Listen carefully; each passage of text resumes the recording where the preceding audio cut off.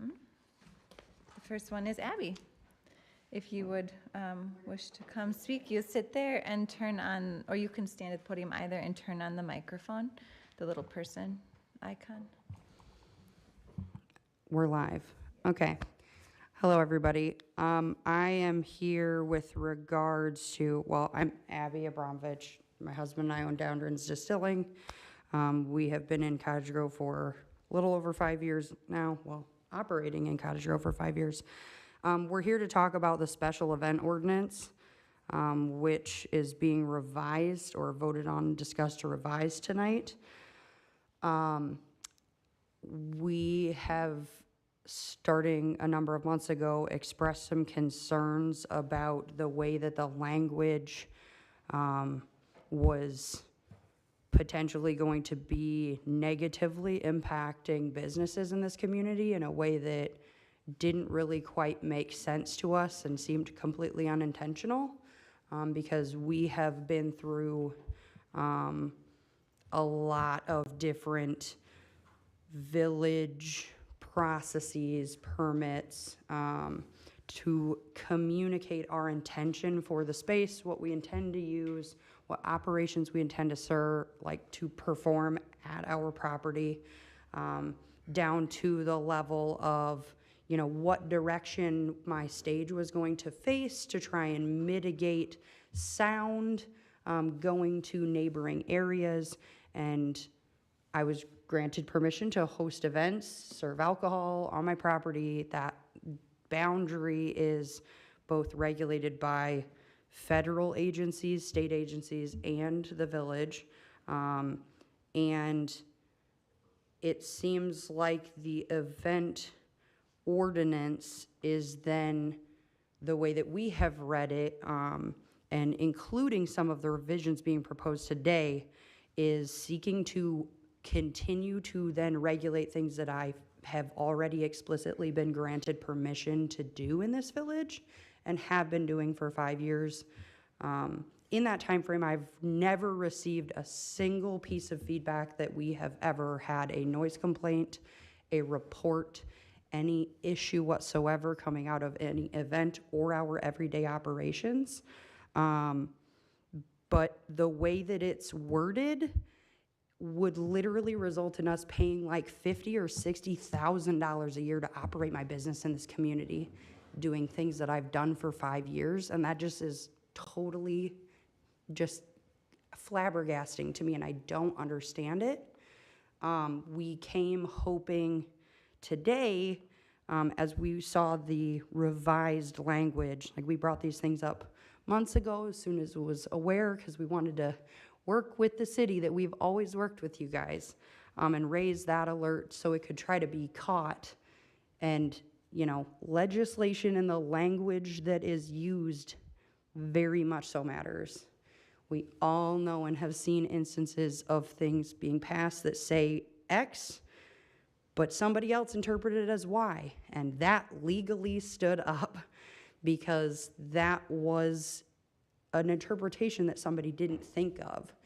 And I am trying to raise the red flag that it feels like this is opening a very vague door to let a very small group of people potentially prevent me from running my business and or require me to pay tens of thousands of dollars to do the things that I already do, have had no issues with, to my knowledge, and that I have been happily and very much so a part of this community for 5 years. And so that's what I'm here to talk about, and ultimately that's kind of the background, but it's really hard for me to ask proper questions and communicate concerns when I haven't yet, we haven't gotten to that section on the agenda yet, so I haven't heard the feedback from the village board as to what those revisions mean to the village and who would make those decisions, and because there are things in there that are not written. There is a lot of vagueness.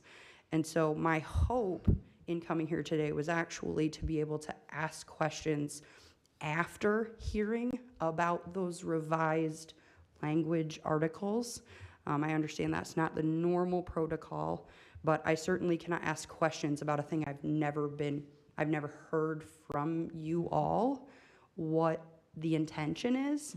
And so my hope and my request is that I would love to be able to ask further questions when we get to that time. But at least for now, I wanted to communicate those concerns to you. Thank you. And of course, my interim chair, we have to figure out a way to do something that's not usually on the agenda. But I think I don't see, does the board see a problem with, Rick? Yeah, it's basically a judgment call for the board if you want to open it up at that point. Like, we didn't make it a public hearing, right? So, but you can, I guess, take feedback. I'd prefer not to have it be a back and forth necessarily, just because I don't want us to run into issues with the public meetings law, but Okay, yes. but we could have our discussion and then invite further testimony or comment from citizens. Okay. Thanks, Abby. Thank you. And Nicholas, did you want to speak also? Okay, and I forgot to put it up front that we try, if you can try to keep your comments to 3 minutes. Yeah, that's fine. Thanks. Hi, I'm Nick, Abby's wife. So, also owner of Downrinse Distilling. So Mike, and coming today, I have very similar concerns as to her. The way I read that kind of ordinance, it really opens, my capacity on a daily basis is far in excess of 150 people.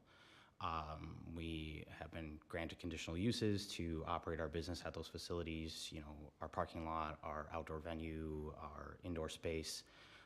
We do things that are listed on that, on the special events thing on a very regular basis. I honestly have no idea how many people are going to show up. I hope that more than 150 people show up to every single one of my events. I can fit that many people. I would hope that those many people come. And so, having that sort of language in there of, if it utilizes village resources or if it, changes the way traffic flows, like my personal opinion, my reading that, there's street parking at my business. It's always street parking. I'm not asking for the road to be closed or for special parking. I don't ask for village resources when we do our events. Any resources that are being put out there, extra, I have not been told as to I've been told for one instance that it has happened, and it was after the fact, but I honestly don't know why it happens. From our perspective, we're just trying to operate our business in the way that we normally do. Those things aren't special to us, and they're kind of overnight being told that they are special. And honestly, if I did have to apply for a permit for every time that I could have over 150 people, that's every day. And it's a minimum of $300 every day to apply for that permit. So that to me is something that's a lot. Kind of some things that we've suggested in the past are like things for businesses. Honestly, like I said, I have a conditional use. I came and asked permission to do those things here already. I don't understand why I should be asking permission on a daily basis. And especially with, the proposed amendment is 60 days. Even 60 days out for us, that's a long time to know exactly what's going to happen. I don't know. Sometimes I don't know a week in advance. So. Thank you. That's about it. Thanks. All right, anybody else wish to speak? Anybody online? Okay. Then we will move on to the discuss and consider the minutes of our regular village board meeting from October 7th and the special village board meeting on October 15th.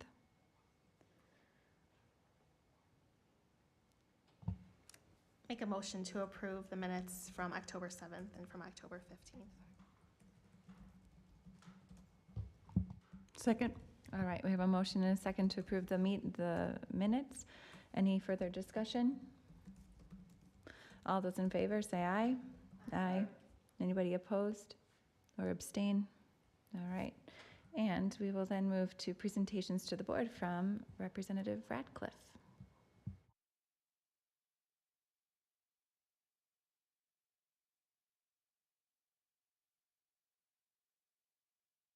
Little person. Aha. I had the big fancy ones when I was here, so these little ones are new to me. It's great to be back here. Thank you all for giving me this opportunity, and welcome to the new faces on the board. The centennial on Saturday, 2 weeks ago now, was great. Thank you to those that were on the committee.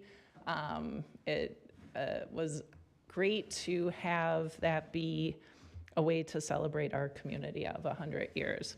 So thank you for having me tonight to officially read the certificate of commendation from the governor to our village. So the plaque is the State of Wisconsin, Office of the Governor, Certificate of Commendation honoring the Village of Cottage Grove's 100th anniversary. Whereas formally incorporated in 1924, the Village of Cottage Grove is celebrating its 100th anniversary. And whereas while Native Americans have inhabited the land since time immemorial, the name Cottage Grove can be traced back to a grove of bur oak trees in which one of the area's earliest settlers, William C. Wells, built a cottage, and the boundary of the current township was established in 1848 as a result of a federal treaty with the Ho-Chunk Nation. And whereas with a current population of more than 8,000, the Village of Cottage Grove is home to charming local businesses and restaurants, and its residents pride themselves on their small town friendliness and hospitality. And whereas in anticipation of its milestone centennial anniversary, local volunteers, historians, elected officials, and businesses will host a village-wide block party to the delight of residents and visitors alike. And whereas on this occasion, the state of Wisconsin joins the Village of Cottage Grove in celebrating its 100th anniversary and honoring its rich history and culture, and wishes the village many more years of prosperity and success. Now, therefore, Tony Evers, Governor of the state of Wisconsin, hereby congratulates the Village of Cottage Grove upon its 100th anniversary and thanks everyone involved for their dedicated service to the community and to the state. And it's signed by Governor Evers. So I hope that you all are able to hang this here at Village Hall for everyone to be able to see when they come in, maybe to vote or pay some bills or ask questions at village board meetings. So if anybody has questions at all, please feel free to ask now or reach out to my office at any time in the future too. Thank you. Any questions for Representative Radcliffe?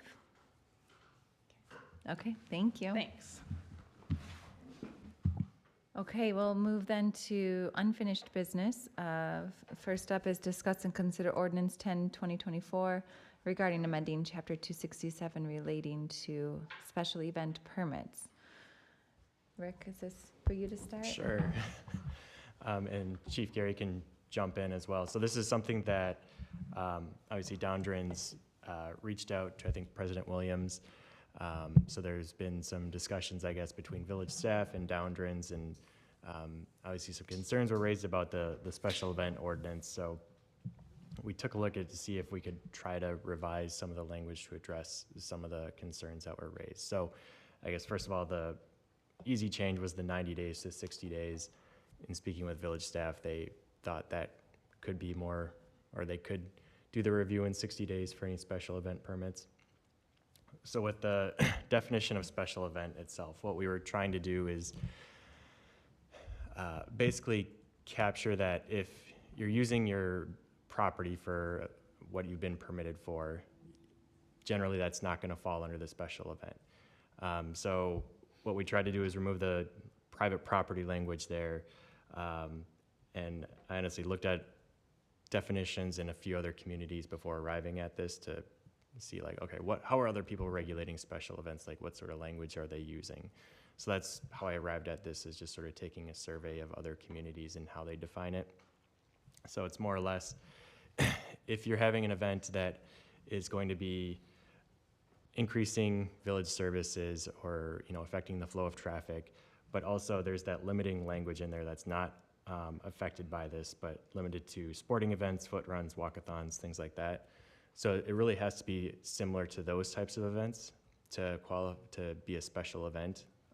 So I realize there may be some concerns with how broad it is, and it is sort of a needle you have to thread, right? Because you don't want to make it so restrictive that you're not getting permits for any events, but you want to make sure you're capturing special events where they are actually going to require additional village services.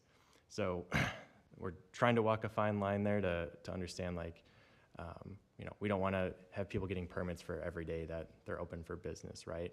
But if they are hosting events like these that are listed in the special event definition, you would need to get a special event permit. So I know I have had some discussion with the Downdrins people. The only thing, like one event that they mentioned is like a farmer's market, but they have less than 150 people generally. So something like that, while it falls under the definition of special event because it has less than 150 people, in that case it wouldn't need to have a special event permit. So it's, it's an interesting kind of permit to administer, but we're trying to strike a balance, right, between allowing people to run their private property that they want to, but when it does have those externalities, trying to capture that. But at least that's the policy position that we have with the original special event ordinance. If other communities are using this, it makes sense. I guess certainly we don't want to do anything to impede your ability to do business, first and foremost. But I think, Rick, as I read it, it talks about it went from basically any activity that uses public streets, et cetera, to an event that has 150 or more attendees and interferes with the normal flow or regulation of traffic, streets, blah, et cetera, et cetera. So to me, as long as it's not interfering, I don't see how, or if there were concerns, but to me, I totally understand the need to have an ordinance of this nature, and softening it like this seems to be prudent. So it's special events, like the language is in here, like the examples, it's population-based, but then, or how many attendees are gonna be there. But then it's also the requirement of services from the village. So what are the services from the village that are needed? So it could be in like security, like so increased police presences. It could be having like an EMS or ambulance on staff, like at the event. So things like that. So the reason why we'd want the application ahead of time is so you can judge what services would be needed.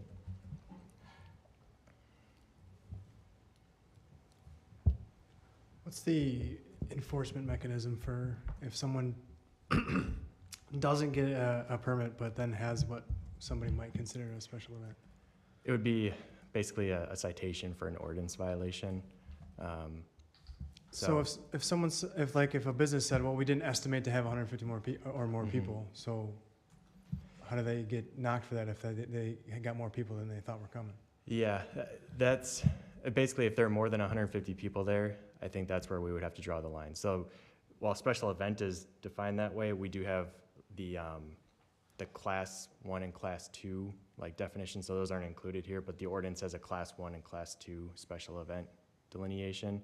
So a class 1 event, I think, is one that has 150 people or more and serves alcohol, and a class 2 is 150 people or more and doesn't have alcohol. Like there are some other factors, but so the 150, we can clarify that to say an event that will have 150 more people to reduce that.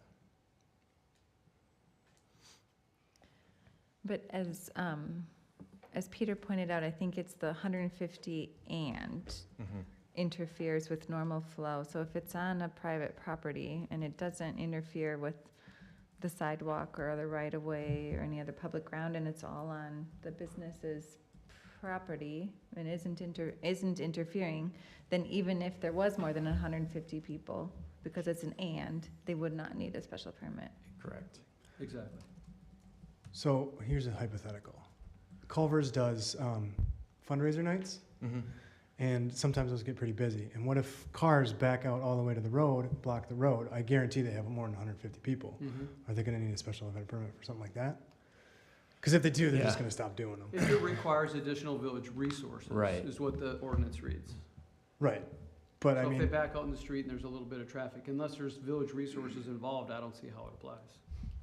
Yeah, I would, with that hypothetical, I would say no, just because, and also it's not like there'd be 150 people at one time.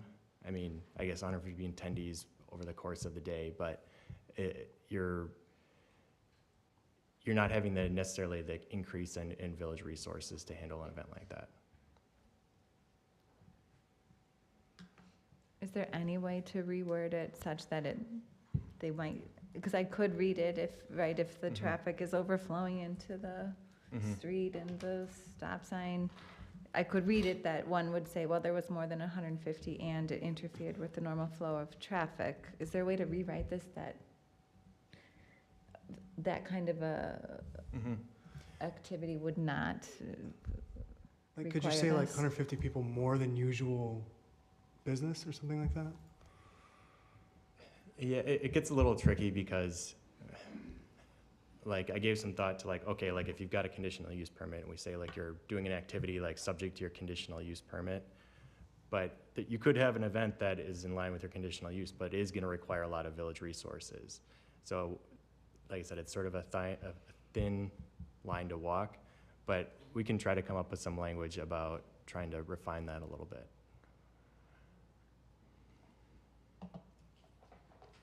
Are special events considered reoccurring events? So like if they did a fest or a farmer's market every week, would that be a special event if it was a consistent repeated event? Theoretically, yes, if they're going to have 150 more people.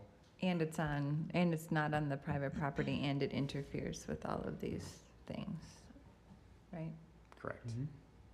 So it is a little vague in the sense of interfering with the normal flow or regulation of traffic.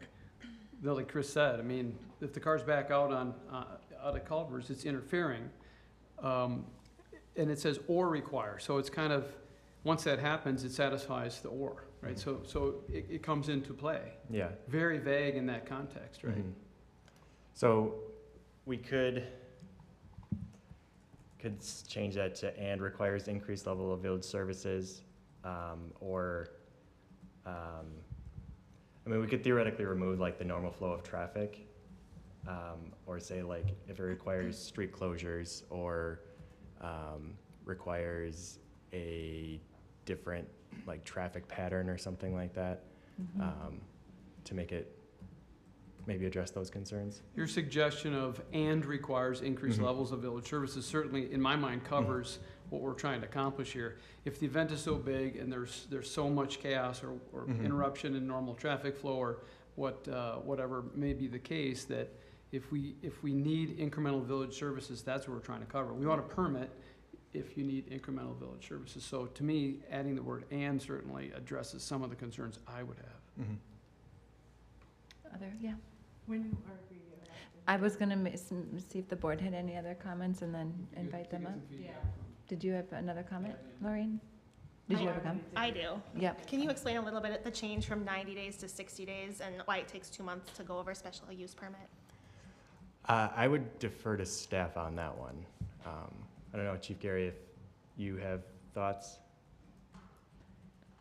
Evening, everyone. Hopefully you can hear me okay. Yep. The reason for the amount of days is so that all departments have opportunity to review it, see what their staffing is at, what's planned for during that event, make sure there's no other conflicting events, and again, working with all the departments, not just police department, not public works, but EMS, fire, and making sure that everything is in place so that when it comes back to the board for final approval, there's adequate time for you to approve it.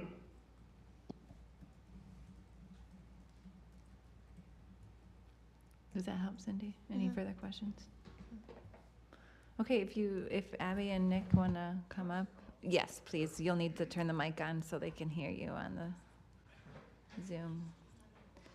So I guess, based on this discussion, again, we'll try to keep it Sure. within the legal parameters here. Yeah, absolutely. I first want to say thank you for letting us comment.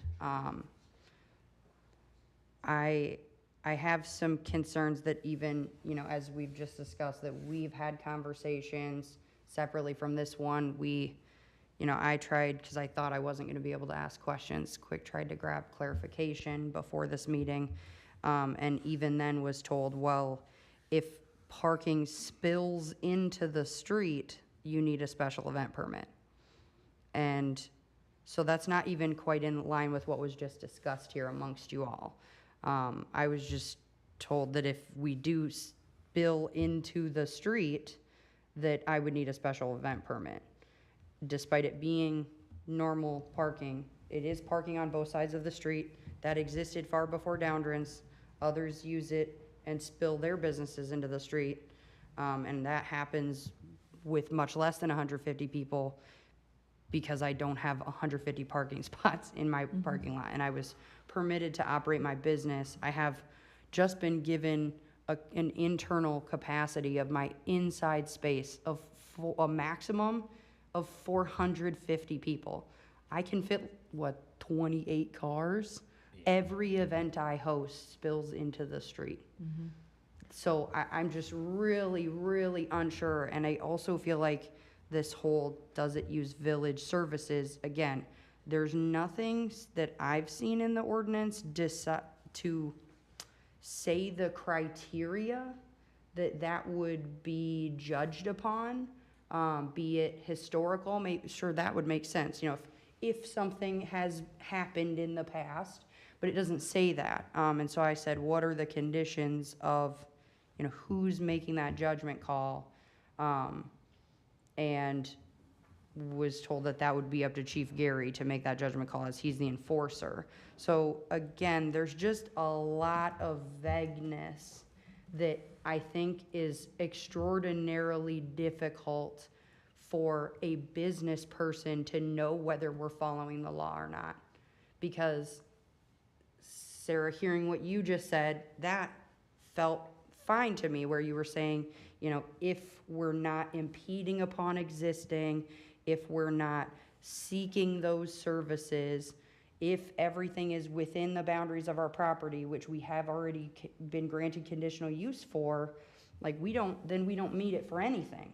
I have never once asked for different parking, for different services from the village. Again, as I noted before, I've never even been told that I've had a noise complaint, let alone needed additional services. So again, like, who's making that call? Is the parking being in the street where there's already street parking, is that a problem? Yeah, Or is that can not? we take a break? And Yeah. I think we heard your concern, so Yeah. I guess I'd like Rick to comment on. Yeah, so, because one of the situations that we had discussed was, like, it's spilling over from the parking lot. And one of the thoughts was, well, if you're closing your parking lot to have an event in the parking lot, potentially there could be a special event that could qualify as a special event, just because you're closing off the parking lot and now it's spilling off into the public streets, right? So that situation could require a special event under this language. But if we add the increased village services, that would, I guess, reduce the need for that, right? Because if it's not requiring increased village services for an event like that, it's just regular use of parking. One potential concern is that, well, if people are saying, well, I don't need enhanced village services, but then, like, they're calling EMS, or, like, there are more police calls, like, that might be something we need to evaluate in the future then, but.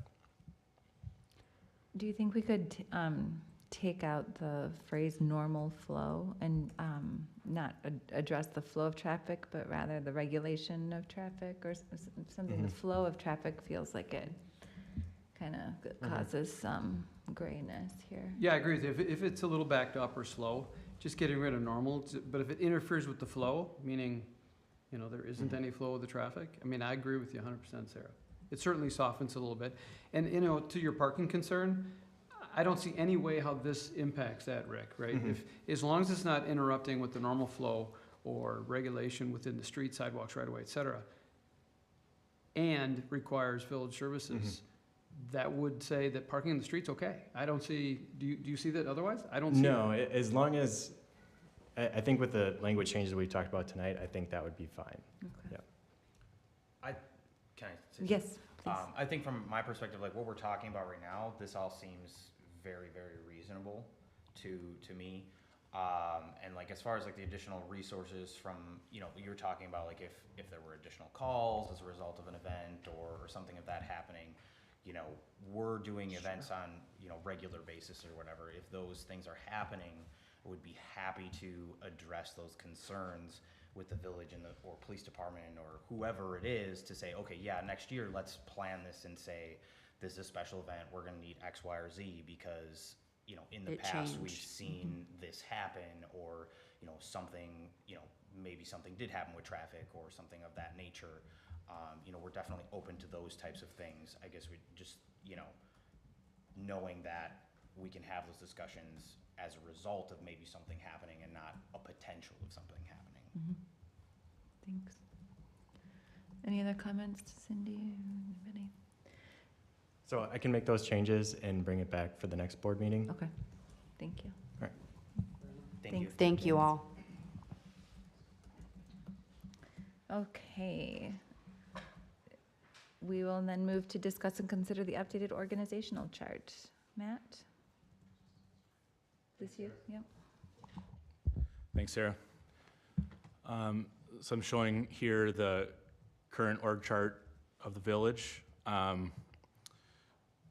So the model that we see here, we're focusing on the deputy village administrator position due to a vacancy. So under this model, there were 3 department head direct reports to the deputy administrator, the director of public works, village clerk, and parks and rec director. And then I'm summarizing at a high level here, but the deputy administrator also had external communications responsibilities, and then oversaw our part-time digital media operations. So what we're proposing for a reorg here would leave the deputy position unfilled and instead promote finance director and HR manager by adding assistant administrator titles, which we would then essentially divvy up the 3 department head direct reports that were going to the deputy administrator, and one village clerk would go to the assistant administrator, finance director, director of public works would report to village administrator, and then parks and rec director to assistant administrator, HR manager.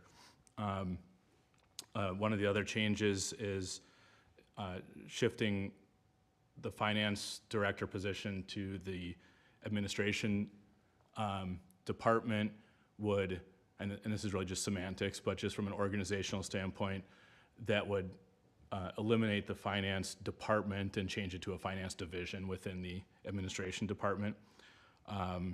There's one new position being created as part of the reorg, and that is comptroller, which will report to assistant administrator, finance director, and amongst many other duties, but want to point out that the comptroller will be taking payroll responsibilities, which currently is being handled by the HR manager, and the HR manager will rather take on the vacated external communications role of the deputy administrator. All told, this will not have any increased budgetary impact to the current framework. Comes out to about $10,000 or $15,000 less than we're currently at. So I'm happy to take questions, but that's kind of a high-level summary of the changes that will be noticeable to everybody. All right, are there any questions for Matt? That's a big change for Inga as far as her role and responsibility. So as far as her preparedness for that, I mean, I'm assuming you've spoken with her. Any concerns on your side for that? Seeing if she's on.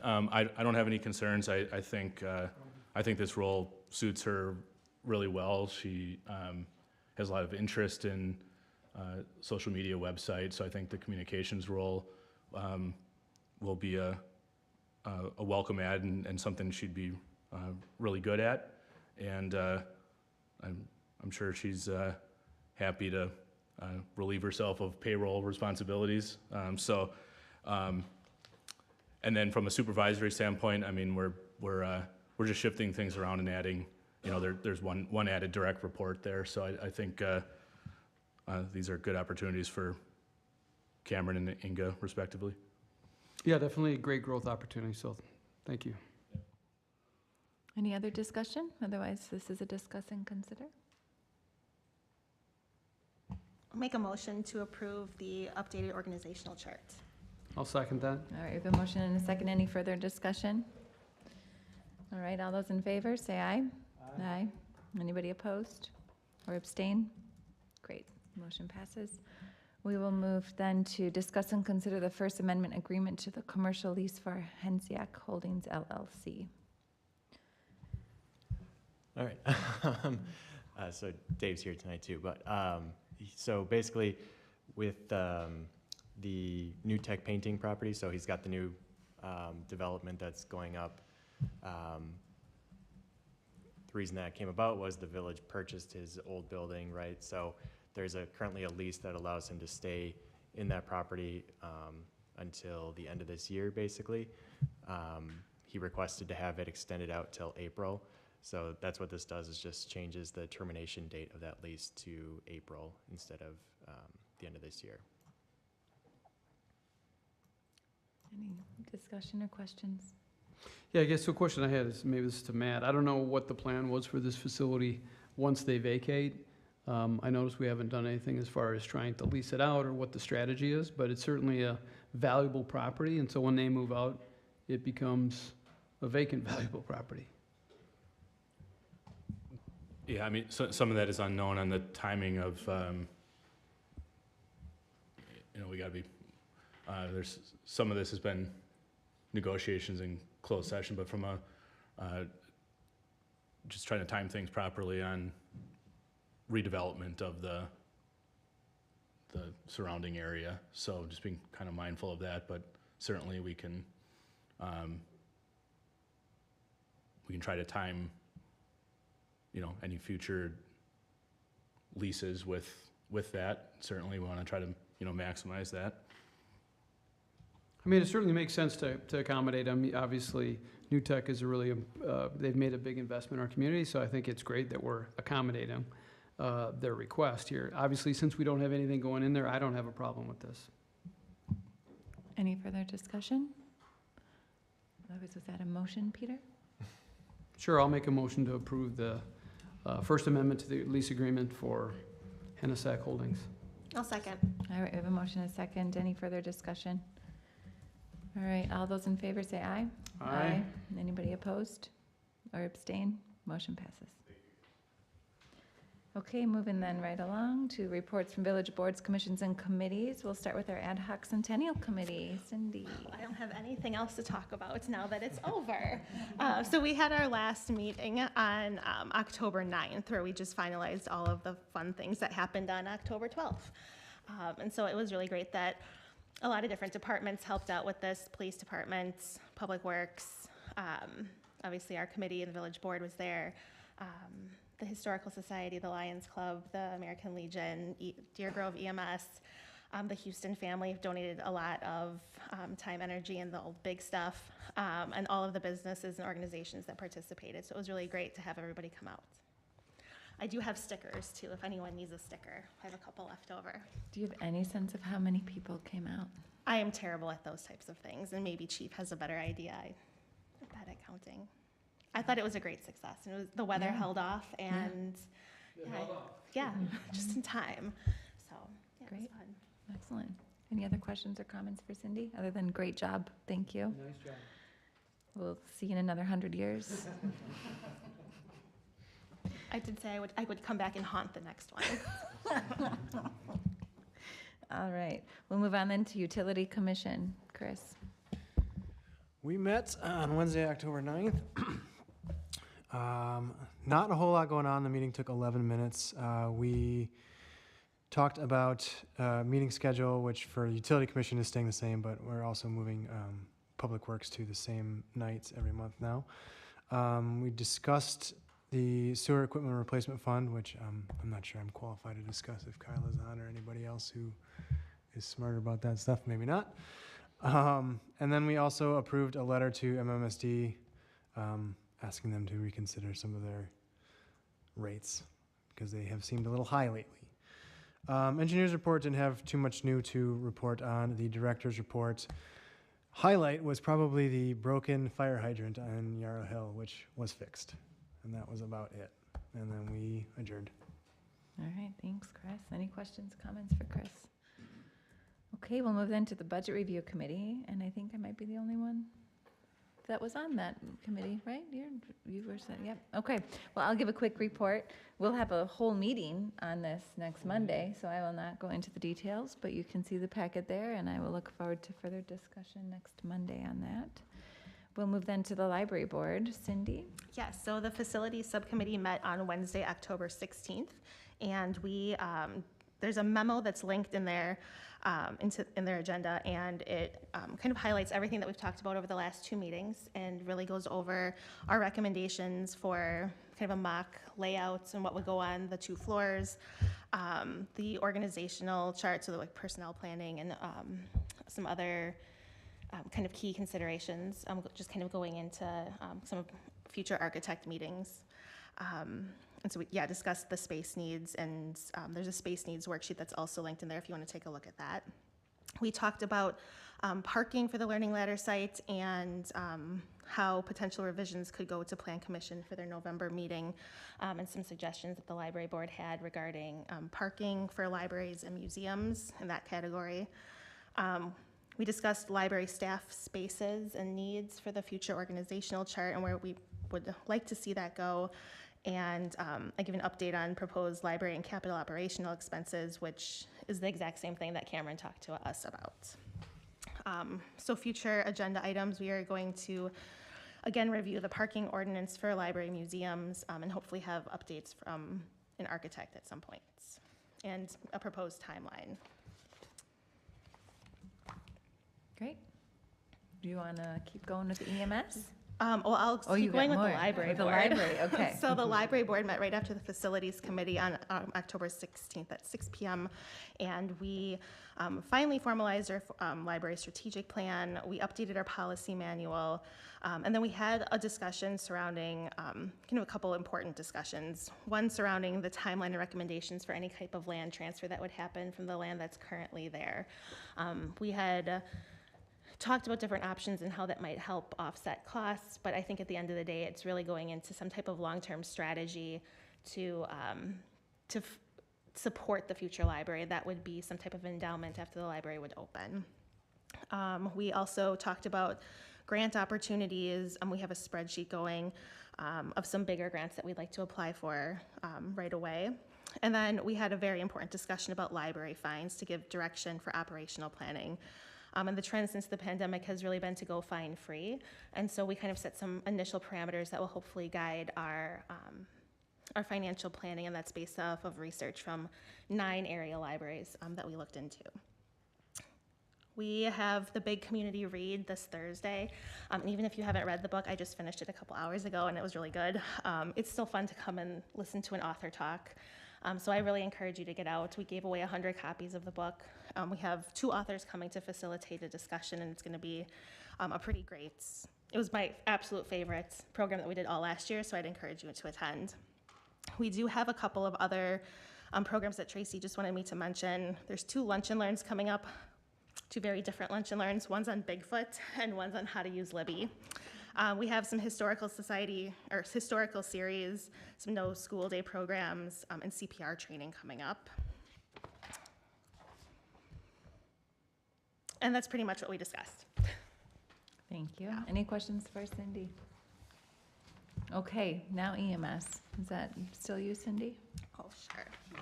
I know. All right, so moving on, Deer Grove EMS met in Deerfield on Thursday, October 17th at 6:30 p.m.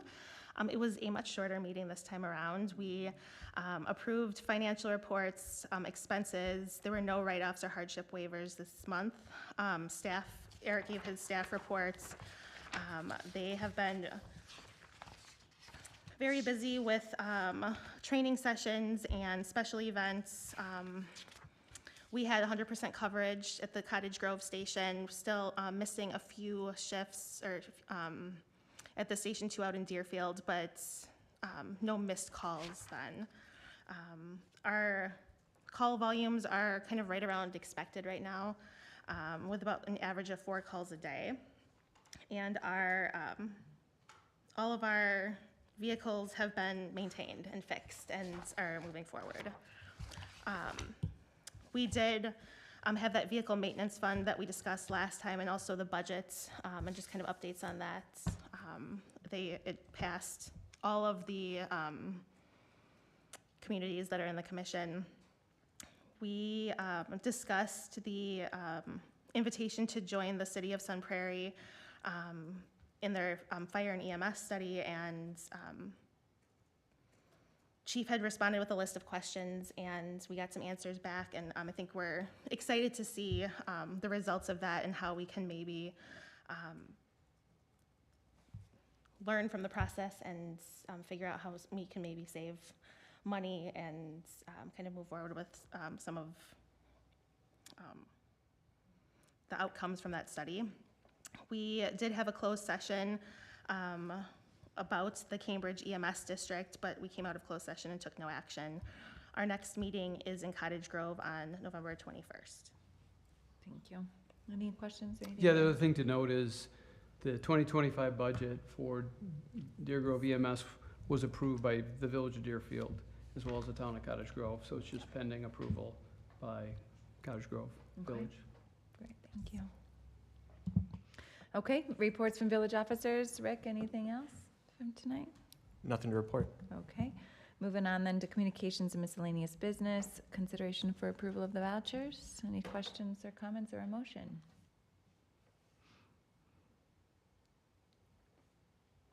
I'll motion to approve the vouchers. Second.